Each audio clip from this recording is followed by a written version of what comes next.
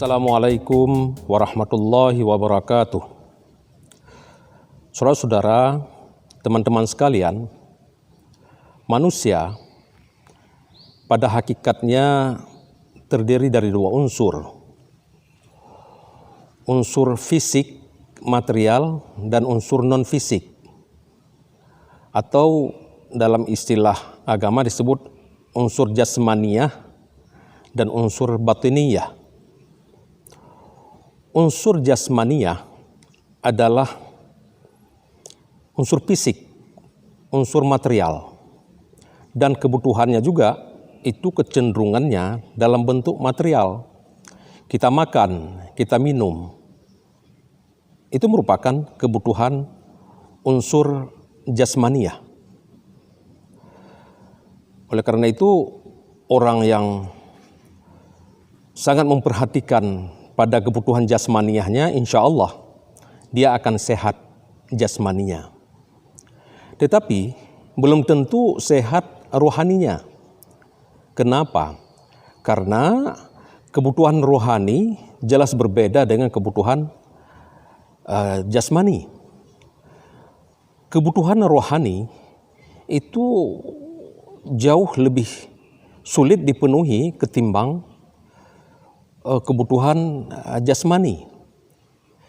Kebutuhan rohani itu dia sifatnya non fisik. Dia sifatnya kebutuhannya itu sesuatu yang tidak bisa diraba. Oleh karena itu kita harus paham benar bahwasanya kebutuhan rohaniyah itu terpenuhi jika unsur-unsur dan wujud dari ruhaniyah itu sendiri, kebutuhan rohaniyah itu sendiri terpenuhi. Barulah manusia itu akan mencapai kesempurnaannya jika kedua unsur yang dibutuhkan dalam tubuhnya itu, seseorang itu terpenuhi. Unsur batiniyah itu kebutuhannya adalah bersifat yang non fisik. Yaitu kata Allah, itu dengan berzikir kepada Allah. Orang berzikir sebenarnya pada hakikatnya untuk memenuhi kebutuhan ruhaniyahnya.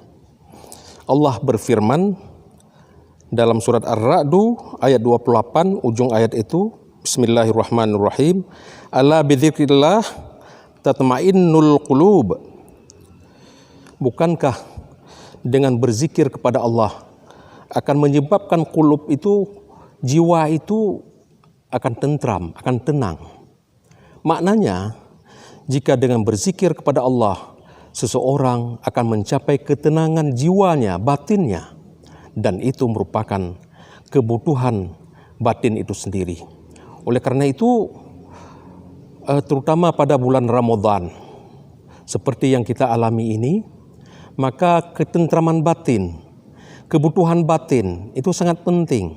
Satu di antara lainnya kebutuhan batin itu terpenuhi adalah dengan berpuasa. Berpuasa pada bulan Ramadan. Kenapa? Karena kalau 11 bulan lainnya kita cenderung memenuhi kebutuhan jasadiyah. Sementara pada bulan Ramadan itu sebenarnya untuk mengerem kebutuhan jasadiyah dan memenuhi kebutuhan batiniyah. Semoga saja kita semua berusaha untuk memenuhi kebutuhan kedua unsur tersebut dalam hidup kita ini, sehingga kita menjadi manusia yang paripurna, manusia yang sempurna dalam hidup dan penghidupan kita. Wassalamualaikum warahmatullahi wabarakatuh.